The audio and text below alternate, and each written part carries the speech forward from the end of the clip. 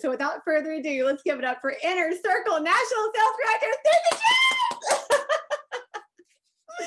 Yay! Okay, I unmuted. There we go. Can you see me okay? See you and hear you. Yay! All right. Yay. Okay, I can't see myself because there we go. All right, I would love, first of all, Julia, oh my goodness, you took me back to that moment in Dallas, Texas, sitting around that table. And that's because I knew whatever what you are needing or wanting or desiring to say was going to be unbelievably profound. And anybody and everyone who knows you knows that when you have something stored up that you're going to impart, it is going to make a difference. It is going to move the room, and you definitely delivered. So God is good. He has our connection right there. So hello, amazing Burnett, and extending area, and that was so fun to see your countdown and see all the director's faces. Really, I love the dancing, because what's remarkable about what it is that we do is not only that we get to design our own life and we get to create our own existence and our future, but we get to have fun. And if there's one thing that we've learned to energize through Zoom, it's to like bring the fun and bring the energy and bring the music and bring the dancing, because I love to dance and I've watched Julia dance. So if you, I know, what a great dancer. I love to dance. I hope I die dancing, but besides that, it's great. Still, but you're not just a normal dancer. Like you got it going on, girlfriend. So that, and Curtis, it's so good to see you. Hi. That's so much fun. That makes my heart happy too. And I am not in my home right now. I don't know if you'd like to know where I'm at, but I think you'll probably want to know once I tell you, and be excited that I'm at Cindy Williams' home right now. I am, yeah. So I was talking to Cindy the other day, and her husband Dean is in. I went to Costa Rica for a couple of days. They have a home there, and he goes down there and fishes. He caught like some huge fish today. We have pictures of these fish, the fish's story. But so we were talking, and I was like, I should come see you. She goes, come see me now. Come see me now. And I was like, I can't come right now because I have a Zoom for Julia. She goes, well, do it from my house. Like, you don't have to be at home to Zoom. So I said, okay. So I booked a plane ticket for yesterday. I booked a plane ticket for today. How fun is that? I love that I get to do that. And so now I'm at Cindy's house, and we're going to spend a couple of fun days together, and then I'll be whipping back home to Oklahoma City. So this is what I have to share with you guys now. First, I want you to know, when I'm listening, Julia talked to my directors last Friday night, a week ago tonight. And when we watched her video, I think like I felt their heart stop, and I felt that like they took that grasp, and I had to watch it a couple more times because I love the quotes that she says, because she's been given the microphone on that stage to impart and to share and to impact the audience. And that is a true honor, and it's a privilege, but that's because everyone knows that Julia Burnett can deliver when she gets a microphone in her hand. So I heard that, when God wants to change our circumstances, there's a saying about circumstances. He doesn't change our circumstances. He changes the woman, and then the woman changes her circumstances. And of course, Julia's contribution to that was so dramatic, was that he's waiting on you. He's waiting on you. And I know you all have heard her say that, and you've watched that clip. You watched it just now, but the truth is that sometimes we expect that he's going to do something to move in our lives, and absolutely, he's already given us. He's given us the green light. He's planted within us all of the plans, all of the gifting, all of the talents. And so I'm going to start with, this is what I want you to know to be so. I want you to really grab onto the awareness.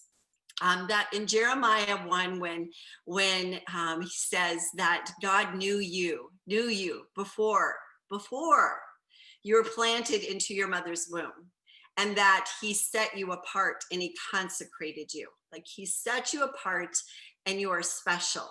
You are unique. My favorite word, you are uncommon. You're unlike anyone else. And what is within you and what is a part of you and what is that stamp of the DNA causes you to be exceptional, spectacular, and extraordinary. So I want everybody to say with me, I am exceptional, I'm spectacular, and I'm extraordinary. I'm going to say 1, 2, 3, and you're going to say it with me, okay?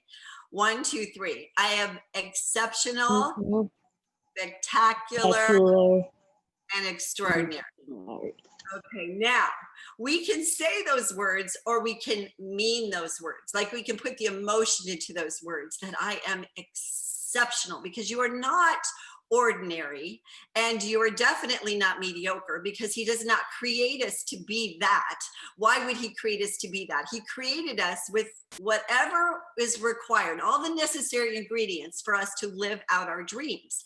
And he planted the dreams inside of us to do that very thing, that there is a purpose, there is an intention, there is a direction, there is a plan, and there is a linking with all other people for the sake of serving them, for the sake of gifting them, for the sake of bringing them up as well. Okay, so all of that is planted in you. So number one, you were created for victory. Not just for complacency, you're created for victory. And I believe that the condition of your heart is what either aligns you with that victory or it just kind of separates you from that victory. So the alignment would be that someone who has a decided heart, you can usually tell that's the case by their physiology, by the sound of their voice, by their excitement, by their passion, by their vibration, by their frequency. You can tell that they have a decided heart, but you can also tell by the things that they talk about, because people who have decided hearts speak differently than people who have undecided hearts. So there's 3 kinds. There's decided, undecided, and complacent. Complacent are those who are just kind of taking up space. Complacent means it's not that you're not maybe kind of enjoying your life, but there's no specific direction. It's kind of like you're a cork on the water and you're just kind of bobbing along with wherever life is going to take you, whatever's going to happen. And life is living you, and you're not necessarily living your life intentionally or on purpose. Now, that's one of the greatest things I believe about Mary Kay, is that you come into this company, and if you've not ever been really familiar with setting goals for your life or setting a plan into place and knowing that the pursuit of progress in your life, the very pursuit of it is what will transform your life. The pursuit of going after something, getting excited about something, having your heart beat faster, having a reason to jump up out of bed in the morning, a reason to jump out of bed in the morning. And sometimes not even wanting to go to sleep at night, which I know there are moments and times in my life I've been like, who wouldn't want to go to, I want to go to bed. So who wouldn't want to have times that they want to go to bed? Or sometimes there'll be times that you don't want to take a nap. But when you are energized by something, it doesn't mean you don't get worn out and you want to go to bed at night, but you are loving what's going on in your life so much, you don't want to miss out. Complacency is hiding out, but you don't want to miss out. And also, there is nothing that's detrimental about falling short of a goal that you've really given your all to. The detrimental part is when you stop short of your goals. So complacent people are those who are not really even talking about specific direction. In Mary Kay, we've got direction. We're challenged to have direction. We have a program, we have promotions, we have prizes, we have all kinds of things, always something to go after, something, but we have to understand and realize what it is that motivates us. So right now, it's the right now passionate goal conversation that's happening. What is it that causes you to get passionate? And it is something that you really need to deliver deliberate on a little bit. Like, what is it right now in front of me? So we could say like long-term things like, I'm passionate, I want to be a national sales director. I'm passionate that I want to be a sales director. I'm passionate, I'd like to earn the use of a free car. I'm passionate about, but like, what could you do right now? What could you do by Christmas? What could be something that would bring tears to your eyes, where you could take money and hand it to your husband for a very specific gift, or be able to tell your children you're going to go on a vacation, which might not be right now at this moment, but that it's in place, like the finances are in place and the vacation, you are going to be going on that vacation. Or could be furniture in your home. It could be, there could be whatever it is that just you will. And here's the deal, you guys, you've got to allow yourself to get excited about it. Allow yourself, because I believe you've got to allow yourself to dream also. So undecided hearts say things like, I want something, I'd like something, this is going to be great, this is going to be so fun. The difference in a decided heart is, I am going to earn this, do this, have this, be this. It's a definite, there is an explanation point, and that is what you've got to bring to the table. Because here's the difference. People with an undecided heart don't move anyone else's hearts. They don't rally the troops. They don't bring anybody else on board as far as an ignition, but an ignited heart affects others. When you have a fire in your heart, you can't help but affect others, because people are looking for that. And I believe that women are looking for that more today than have ever been looking for that. We want to be around other people who are alive and excited and motivated and have hope for their futures. And when you are that representative for other women, you are making an impact and a difference. Okay, so I'm going to take you back. I'm going to take you back to a little bit of my beginning steps when I started Mary Kay, just so you kind of know how dreams have played a role for me and what I've learned about dreams as a result of that. So when I started Mary Kay, I was teaching school. My husband, Brian, was in college full time, and our daughter, Jennifer, was 4 years old. And she is my stepdaughter. When we got married, Brian had custody of Jennifer, and so I had an instant family. When I started in my Mary Kay business, it was because it would maybe not been because I love teaching school. It's what I'd always wanted to do. I felt like I was kind of living out my dream at that point, except that financially we were destitute. Here's the other component. My dad was an entrepreneur. So I grew up in a family with a father who had goals on the refrigerator, and he had dreams that he talked about. In fact, when I was in the fifth grade, he and my mom bought a lot on a lake. He bought the lot, and every Sunday we would go out to the lot and we would sit on a blanket on the sand, and we would have our donuts and our milk, and he would talk about the house we were going to build on that lot, what it was going to look like, what it was going to feel like, where was your bedroom going to be, go stand in your bedroom, look at the lake. I mean, he brought it to life. He was a visualizer. So I grew up with that. I grew up with a dad who entertained the possibilities and absolutely cast dreams in front of me. So I love teaching school, but there was a part of my heart that was restless. And so when Mary Kay came into my life, met me in my life, when I would listen to the marketing plan, and I listened to Karen, who sat across the table from me, telling me about this amazing company that was based on praising women to success, that was based on looking for the good in women, looking what was special about them and helping them see that in themselves.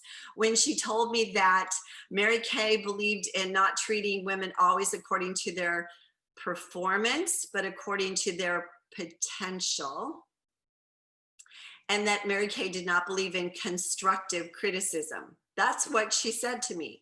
And the interesting part is that to this day, I don't really know all the things that she really did say, or maybe the things that God knew I needed to hear. And I needed to hear the constructive criticism thing, because I knew when I was teaching school that if you criticize little children, they dig their heels in. If you diminish them, they kind of shrug back into the complacency part of their life, or they kind of drift away. And adults are, of course, no different than that. That Mary Kay understood that if you can guide women, you can encourage women, you can direct women, and you don't have to diminish them or deplete them in doing so. So criticism is not constructive, it's destructive when it's critical. Now, we can take that word and you can use candor. You can have honest, sincere, candid conversations with those people who trust you, and knowing that your intention is not to hurt them, but to help them, to redirect them. But criticizing is a whole different thing. So I love that. Honest to goodness, this is what transferred to me. When I was listening to her paint the story about this company, I almost like came out of my chair, because I knew I was supposed to do this. There was not a deliberation. There was no question marks. I did not doubt. And I know that that's strange, because I know a lot of people, like some of the greatest, most successful women in our company, deliberated and said yes, backed off, said yes, didn't know, walked around in circles. I mean, so it certainly is not, it's not that you needed to know right off the bat, but for some reason in my heart, I knew. And I wrote out a check for $85. I'd never tried the product, never been to a party, didn't even understand how all of that worked. I didn't even need to know. I knew this was meant for me. So when I wrote out that check for $85 and I handed it to her, I said, Karen, do not cash this check. There is nothing that resembles $85 in my checking account. But I want to do this, and I'm not even know why I want to do this, but everything that you just said to me is what I believe to be so.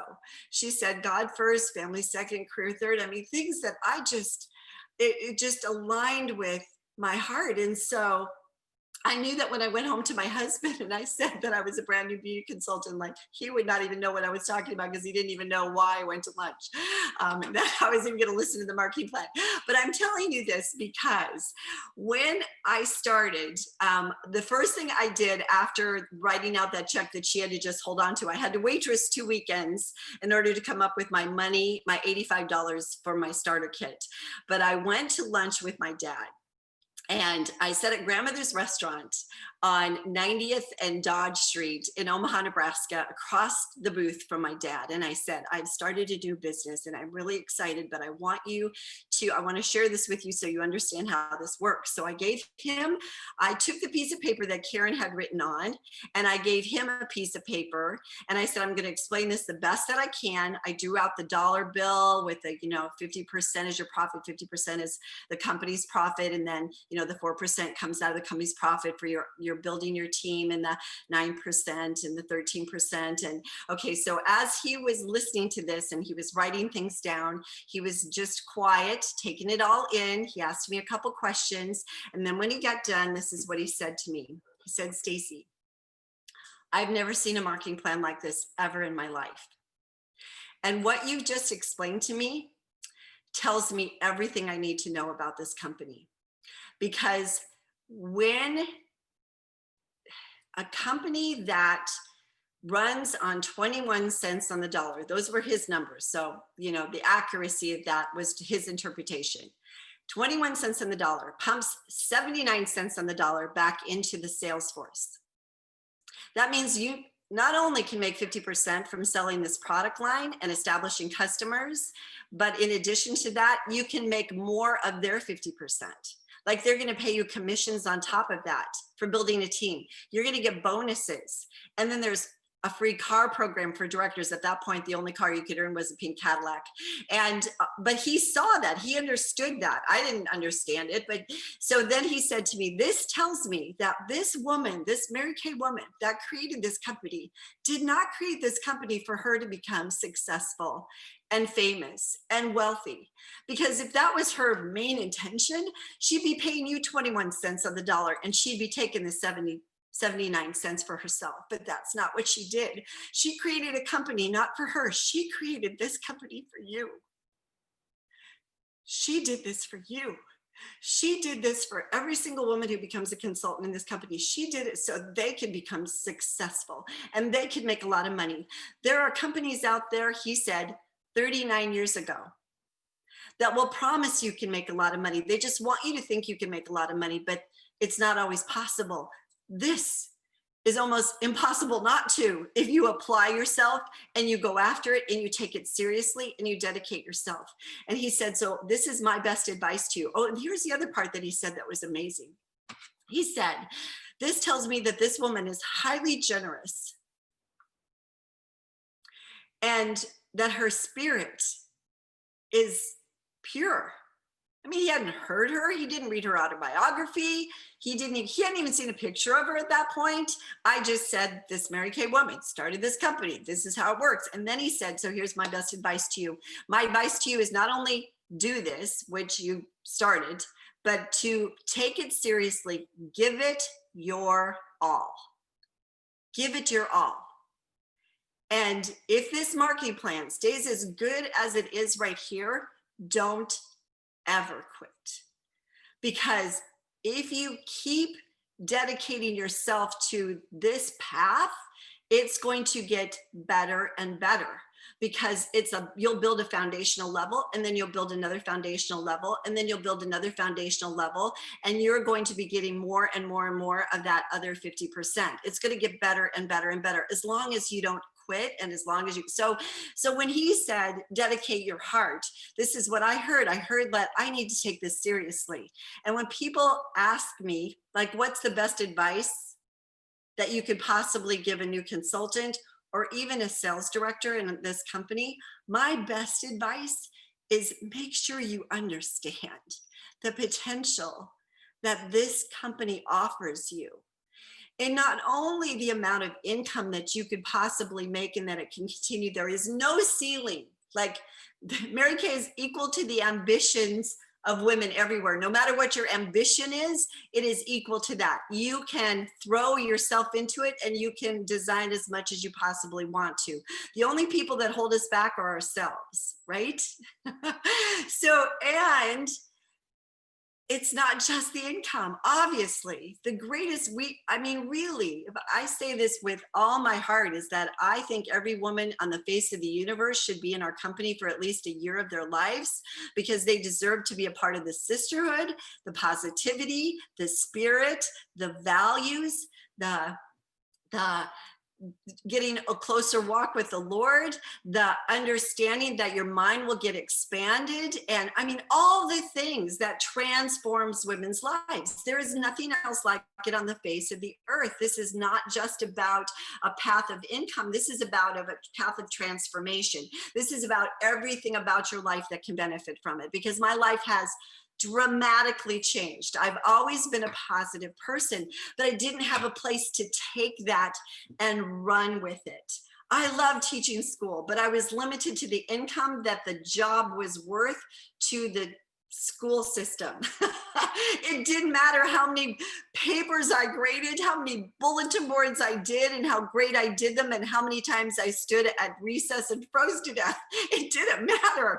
What mattered, because I had no control over the income, and then all of a sudden I was given this gift that if I really wanted to get exceptional at it, I just needed to choose to be exceptional at it, like study it, refine it, get good at it, and I got good at it. I did 3 parties every single Sunday. I did a party at 2, a party at 5, and a party at 8 every Sunday. That's how I ran my business while I was teaching school.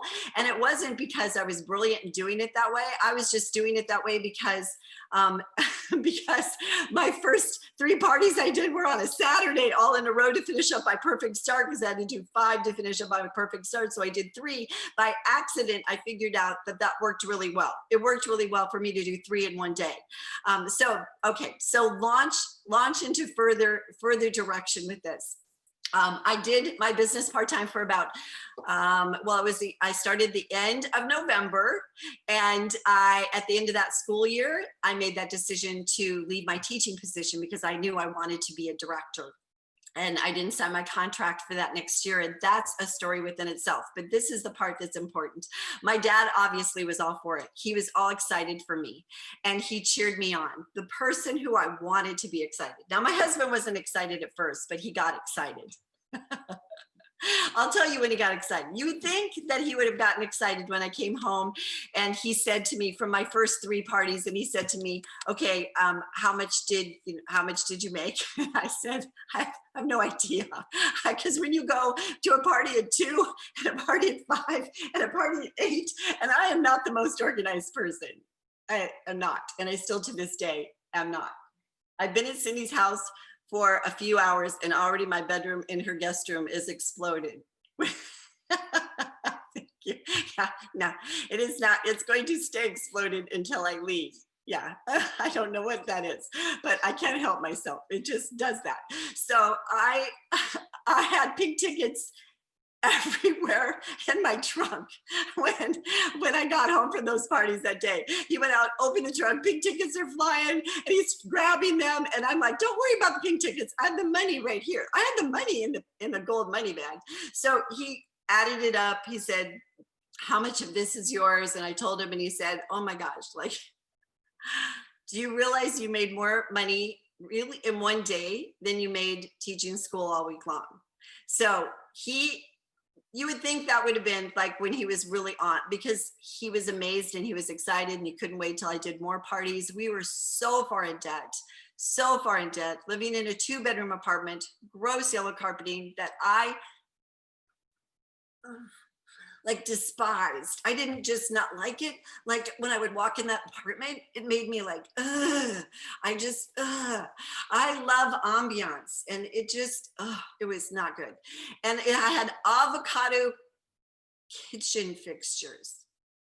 Do I look like a woman who would have avocado?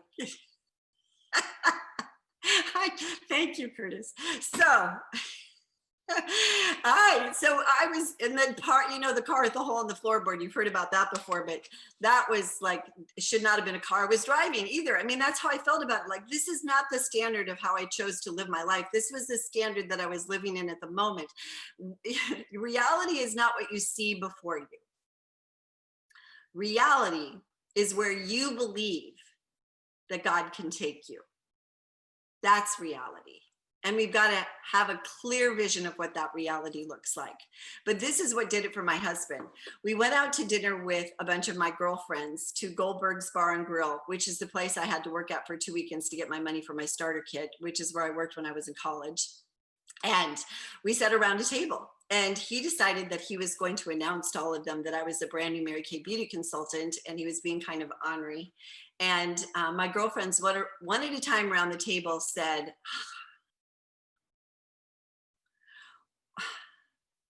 what?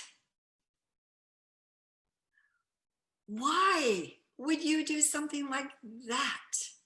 Like, if you are going to spend more time doing something, like, why don't you work on your master's degree more? Or why don't you, they had all kinds of ideas of what they thought I should do with extra time that I was going to put in. And no one said one positive thing. No one said one encouraging thing. Not 5 girlfriends around a table. And we walked out of that bar grill and they'd already left. My husband took my shoulders. He turned me and looked me square in the eye and he said, I do not want you to pay any attention to what your girlfriends just said to you. Because if you've ever noticed, your friends complain all of the time. They complain about their husbands. They complain about their jobs. They complain about aspects of their life. And I've never, ever seen any of them ever do anything about what they complain about. They just continue to complain about it. And we don't know if you're going to do great stuff with this Mary Kay thing, but you're giving it a shot. And I am proud of you. And that was it. Like, that was what caused him to go, like, I'm like, thank you, God. But he was on board then. It was like, don't you slam my wife and don't you put her down, because this is going to be great. So then he was after it and he was excited. But here's the person who I really wanted encouragement from. It was my mom. My mom. My mom was my best friend. My mom was my mom who stayed up late at night when I come home from dates, and we talk all about the dates and what was going on. And she talked about life with me, and she would sit on the floor in my bedroom and stay up as long as I would stay awake, because as long as she had my ear. I mean, I learned so much from my mom during my teenage years that I carried into my daughter's teenage years. But my mom, I wanted her to say, Stacy, this is awesome. You're going to be great. And that is not what she said. She was so upset with me. She was upset, one, because Brian was in college full time and she felt like I was going to be just working too hard. Like I was the one who was living on my teaching income, that now I'm going to do something else on top of that. And then when I left my teaching position, I was the only person in our family who had graduated from college. And then when I left my teaching position, she was distraught, absolutely distraught. Okay, so this is what is important for you to know. First of all, your life is not up for committee vote. So it doesn't matter what everybody else is thinking. It doesn't matter what their input is. It doesn't matter if they understand or don't understand in certain realms, because when you're involved in a company like this and you feel and know that the feelings are honest. Okay, here's the deal. When Mary Kay used to stand at the podium at seminar and she would speak to us, we would cry. And it sometimes didn't even matter what she said. Like someone could have been standing next to her saying the same thing and it would not have affected us. But I believe with every ounce of my being that she was not only anointed, but the core of her heart was so pure for us. She loved us so much that we could feel her love in the sound of her voice, in the context of her words. And it made us cry. I remember Dr. Nathan Baxter saying one time when his wife Diane was at seminar with their newborn baby, and he had come along so that he could take the baby. She would go out, nurse the baby, and he would come in and, keep her seat warm. He'd bring the baby over to the convention center. And so at one point in time, she needed to go out to nurse the baby, and he sat down right when Mary Kay was coming out to speak. And as Mary Kay talked, he said tears started rolling down his face. And when he got done listening to her and he walked back out to Diane, he said, I can do anything I set my mind to. Did you know that? Mary Kay told me to dream. She told me to find my dreams. She told me to go after my dreams. And that's what I'm going to do. And I know you can do it too. Like he said, I was transformed in the amount of time I sat there and I listened to her. That is because when you truly, sincerely, genuinely love other people and you're doing something for the sake of them, that is unmistakable. I believe that people can tell whether you're sincere or genuine, or that you're just in it to get whatever benefit it, ulterior motives are not a part of why we exist, because we know that we will be successful on the foundation of us helping other women be successful. The Zig Ziglar comment, you help enough other people get what they want, and you'll ultimately get what you want, but you're invested in them emotionally also, because you see things in them that sometimes they don't see in themselves. Okay, so because of that, sometimes it's hard to explain that. It's hard to explain what that feels like and what that is. And so it's hard to transfer it. I believe that the women who are supposed to be on your teams, God has already positioned them. I believe they're already out there waiting for us. I believe there's an unceasing, never-ending supply of resources and women and opportunities and open doors that are available to us. Because when he plants a dream in our heart, an intention, a purpose, and an assignment, he gives us provision. He gives us provision. They're there.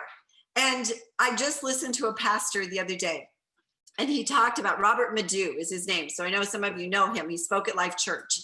And he talked about the fact that miracles are in the atmosphere,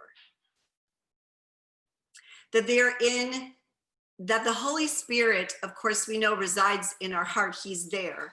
And we can either contain him, or we can absolutely open the doors for him to surge and multiply in our lives. But I believe that he connects us to other people's hearts. And that when he said miracles are in the atmosphere, it's like miracles are always available to us. Do we know that? Do we know that? In fact, where was the quote? It was such a good quote. He said, "It is your awareness of God's authority in your life that will determine how much you will receive from him." Your awareness of his authority in our life that will determine how much we receive from him. So it's like he has authority, he's given us authority, and the miracles exist for us, the answers exist for us, the open doors exist for us, the women who are supposed to meet exist for us. And when God prepares their hearts, sometimes they are very unsuspecting. Like I was unsuspecting till I sat down and I listened to the information. Sometimes it's based on reasoning and logic, like this makes sense. I see how this can work. That sounds good. I could give that a try. That's the reasons why people make a decision, and sometimes pursuing them because you know that they really want to, but the only thing holding them back is fear. Sometimes that is necessary because once they get past the fear, or once they decide to make a decision, even if they are in fear, they can start moving forward. But you know those moments when you sit down in front of another woman and she like totally gets it, like you're talking to her and she's like, this is what I believe. Like, where has this been all my life? This is those like, that's not by accident. And I think the more that we believe it, the more that we know that those women are out there everywhere, the faster we find them. But if we don't think they're there, like we think this has got to be hard, like how many marketing plans do I have to do to find one person who's going to say yes to me? And then what do I have to learn to say to convince them to say yes to me? Like when we do that, we're like creating it to be drudgerous and hard, and we're not believing that they're going to say yes, or they're going to want to say yes, or that. So all of a sudden, then how does that work for us? What does that, where's the energy with that? How are we going to connect to those people whose arms are open wide and waiting for us? So if we know for sure, if he whispered in your ear, I have 10 women who want to be on your team. And as you move forward in the next 2 weeks, they're going to be in front of you, and you will recognize them. You will see them.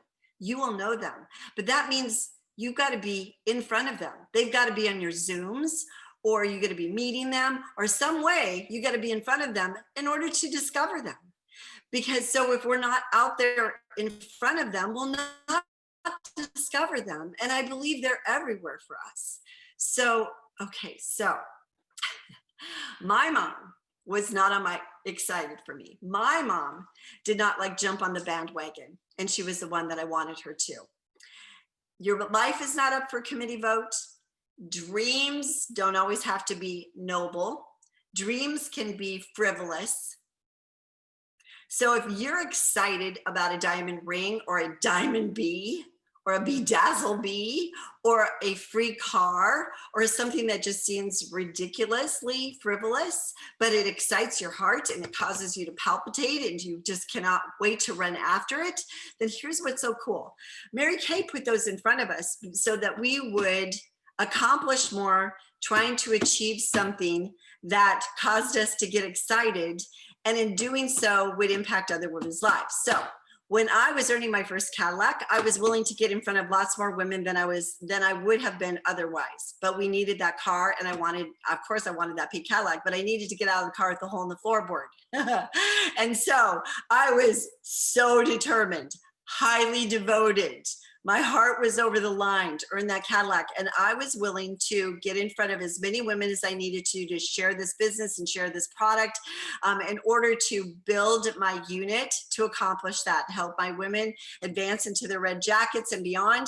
And if I would not have had that Cadillac as a goal, I would not have been in front of those women. If I wouldn't have been in front of those women, I wouldn't have recruited women such as Michelle Cahill or Cindy Lewis, or women that are still with me today that I recruited during that 5-month window from the time I became a sales director to the end of June. So the beginning of February, I became a sales director with 24 unit members. The end of June, I had 90 unit members, and I earned my first pink Cadillac. I wasn't going for 90 unit members. I was going for I was helping women into their red jackets. But so without a goal, you're not making an impact. With a goal, you are putting yourself out there in order to do a good work. And I don't believe that there's a wrong way to recruit people unless you're not recruiting them, then that's wrong. I think that if you're recruiting them, then you're giving them the opportunity to walk through that door, and it could completely change the trajectory of their lives. We have a gift that we can give them. Okay, so as I bring this all together, time goes way fast. As you bring this all together. Okay. First, he created you for victory. Second, your life is not up for committee vote. Third, it doesn't have to be a noble goal or dream. Miles Monroe said there's 3 kinds of people when it comes to vision. 80% of the world doesn't know that they have a dream planted in their heart, but if those 80% were coming to Mary Kay, they would learn that they do. The 20% that do know that they have a dream in their heart, that there is something that they desire to accomplish or achieve, that there's a purpose for their life, or they have gifts or skills that they're bringing to the table, that sometimes there's a crisis in their life, or a difficulty in their life, or a discouragement in their life that caused them to take their dream that they know that they had and put it on the shelf. Sometimes we lose our dreams because of crisis or difficulty or disappointment. And then we become like that cork bobbing in the water.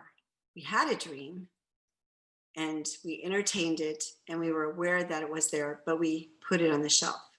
So we have to take it off the shelf and we got to put it on again. And we got to allow it to come alive again. Like, what's it going to be like when I achieve that? What's it going to feel like? How's my life going to be? What's going to be different? How is it going to bless others? How is it going to impact my kids?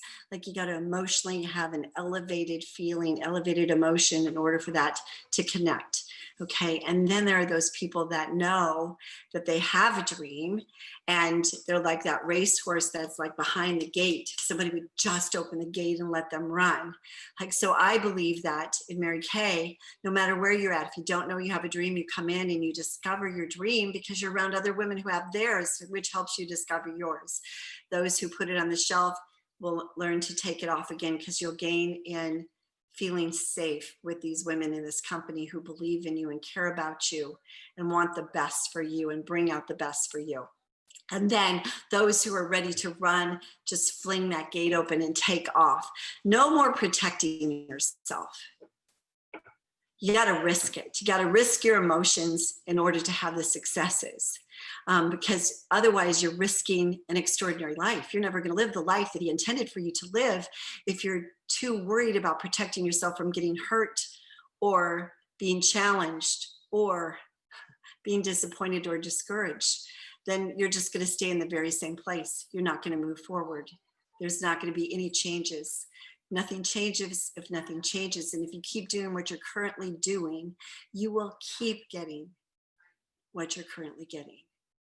So something's got to shift in order for it to be elevated. So the story about my mom. So my mom,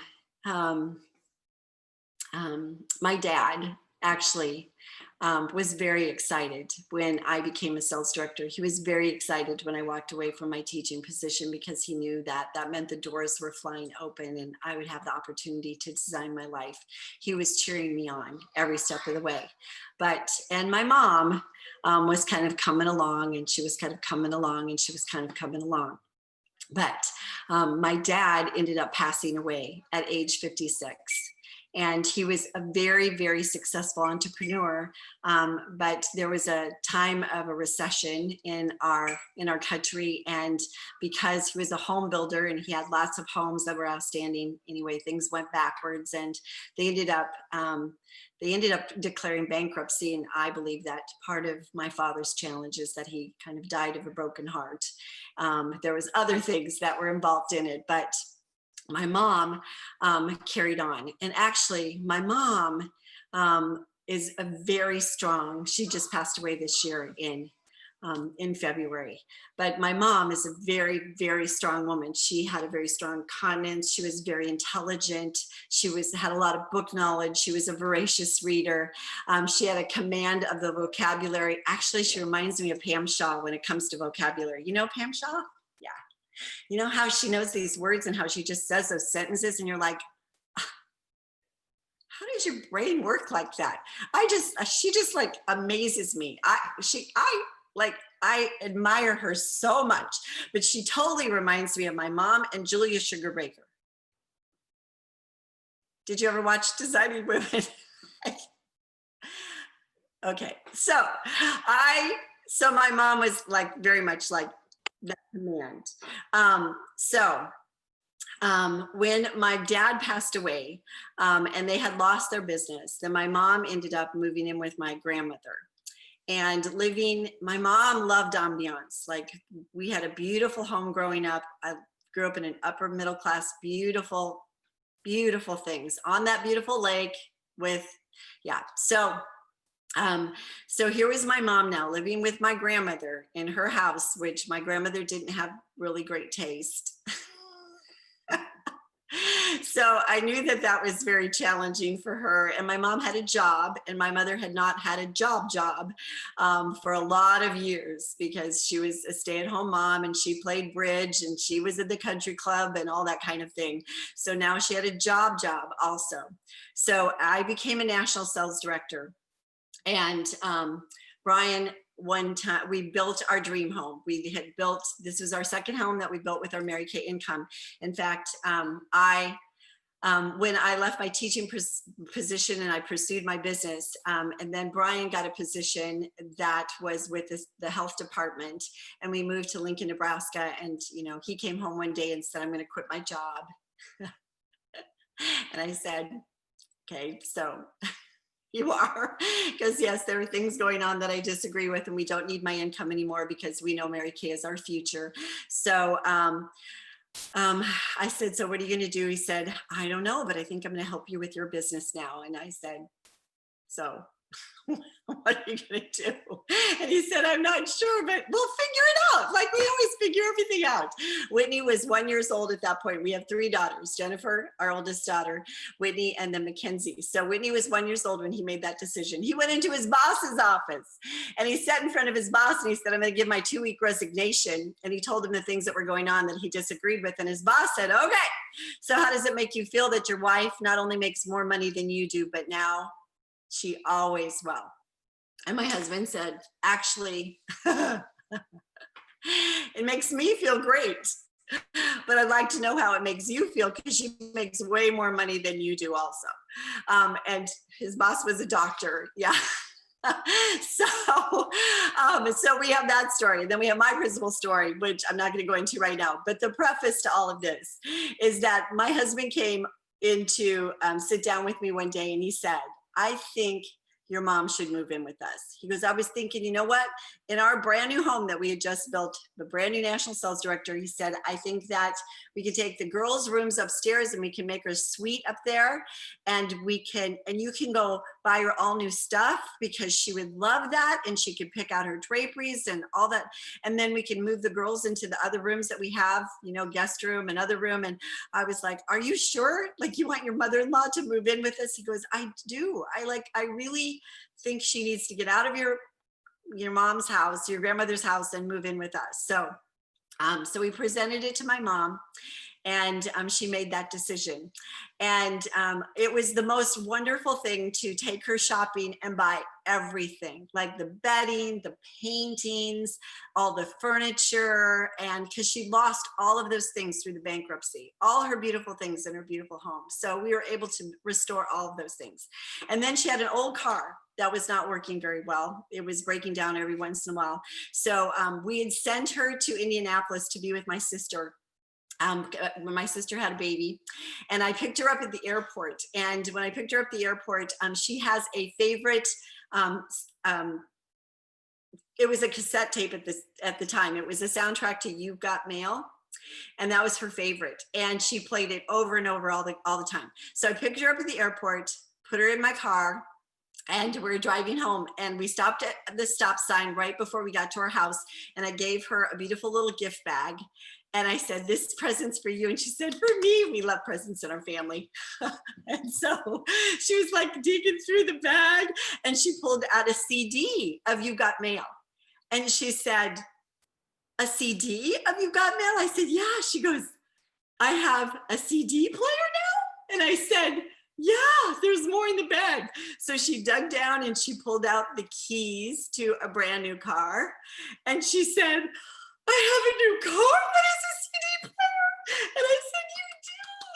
And so my mom has this cool thing that she does when she's excited. She puts her hand on her face like this, so like when Mackenzie was born and she walked into my hospital room and I was holding her, she walked in and she started to cry. When I debuted on stage as the national sales director, she was standing on stage with me, and I told a little story about her, and she put her hand on the face, and the company got the picture exactly. So as we drove into the driveway and her brand new car was in the driveway, and we had a big bow on the top, Brian was just waiting. So when she jumped out of my car, she put her hand on her face and started to cry, and she had a brand new car. So, okay, so we have this beautiful suite for my mom, car.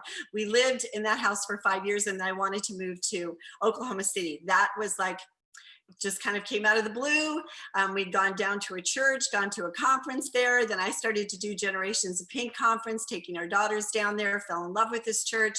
And Mackenzie had 2 more years of high school left. Whitney was already in college when I said to Brian, you know what, like, she comes alive at this church. And I mean, she's like a changed child every time we were there, and he saw it, we all knew it. And so we made a decision. We were going to move to Oklahoma City. In the last 2 years of her schooling, then she would be a part of that church that she was loving. And so there was lots of interesting things that happened through that process. But the deal is that my mom did not want to go to Oklahoma City. Actually, Brian was not really crazy about the idea either, but he was kind of tied to the train. He agreed with me. But here's the deal. So, okay, so my mom did not want to. So my sister called me one day and she said, Stacy, we want mom to move here to Indianapolis with us. And I said, you do? She said, yes. She had 3 boys. She has 3 boys, but at that time they were little. And she said, so I said, have you talked to her? She said, I have. And she said that she didn't think there was any way that she could do that. And so I said, so do you, okay. So I set my mom down and I said, Mom, here's the deal. Gina called me today. She said, oh yeah. I said, well, she said she wants you to move to Indianapolis and be with them. What do you think? And she said, Stacy, you know, I know we're moving to Oklahoma City, but you guys do everything for me. And you also give me money, and like my existence is all dependent upon you. And I love taking and helping care with Mackenzie. And so I don't, it's just not possible. And I can't move there and live with them. They have no room in their home. And I said, Mom, if money had nothing to do with this decision, what do you want to do? And she said, well, if money had nothing to do with it, I love to be closer to your sister, my younger sister by 5 years. And they're very close. And so the deal is that we flew her to Indianapolis, and then we followed up after Christmas time, and we bought her a condo. We bought her a condo. We bought her new stuff. We furnished it, and so she had a new condo in Indianapolis, close to my sister. We were moving to Oklahoma City, so I'm going to tell you this one last thing, and all of a sudden it became very challenging. Like, pieces were not lining up. Whitney did not want us to move. She was the child who would never have left home, meaning she would never have gone away to college. She was at a college right there in Lincoln, and now we were going to leave her and go to Oklahoma City. My directors were not happy. A lot of them were like right in the Nebraska, Iowa area, and they were not excited that I'm moving to Oklahoma City. Like, I was getting lots and lots of resistances. And so at one point in time, I kept thinking, why is it just me that's initiating this?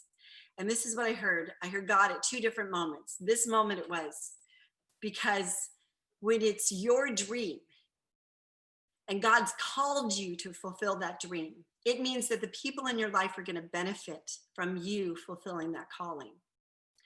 And sometimes you're going to feel like you're the only initiator and that not everybody is supporting you on it. But if you don't see it through, they are not going to benefit. Sometimes the people in your life that don't understand you or don't support you, such as my mom did in the beginning, are the people who benefit the most from the fact that you've got the guts and the determination and the grit to see it through. I put my head on the desk at one point and I said, Lord, this has just gotten too hard. And then he said to me, calm, still words. So don't go. So don't go. But if you don't go, you will never know what I had for you in Oklahoma City. So, upon closing up our dreams, it's got it for you. It's got the answers, it's got the resources, it's got the dreams, he's got the direction. He's got the victories, he's got the celebrations. It's all available. The miracles are in the atmosphere. God gives us the authority to stand on it. It's not a claim it, it's a believe it. It's a know it. It's a statement because it's already there. He's already got it planned out. We just have to have the faith and the courage to run after it because it's not going to happen without us initiating it. So the deal is when you feel like putting your head down on the desk, you just remind yourself that you don't have to. But if you don't, you'll never know how great it was supposed to be. And your future was intended for your dreams to come true. And the sooner your dreams come true, the longer you get to live in them. So Julia Burnett, I love your guts. I love your beauty. I love your face. I love your joy. I love your fun. I love your brilliance. I love your command. I love your dedication.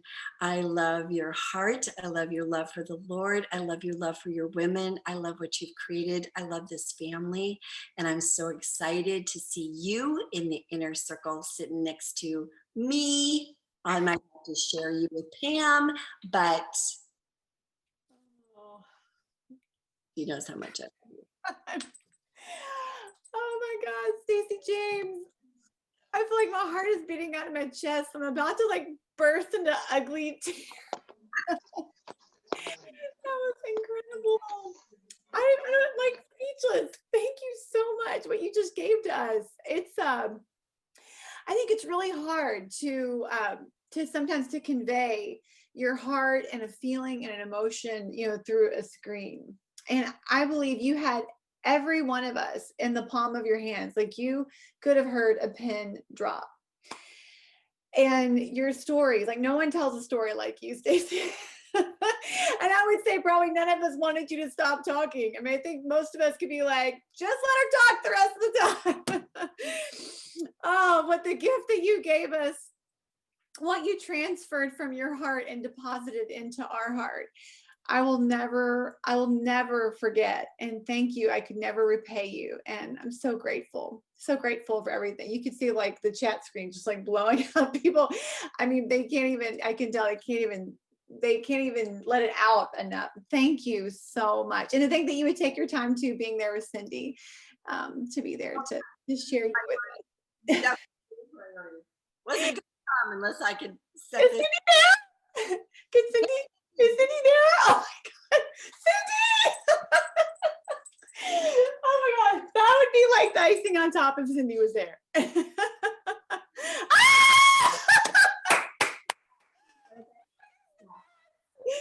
Cindy, yay!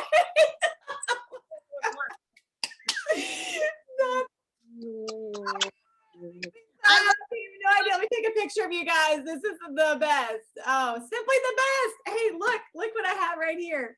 Oh, High five. little Cindy taking over our life. Oh, that kills me. Remember these? Oh. They live on her. They're on her happy place. She has. Oh, that's the best. Oh my gosh, that is the best. I love that you still have that, Cindy. Oh. Forever.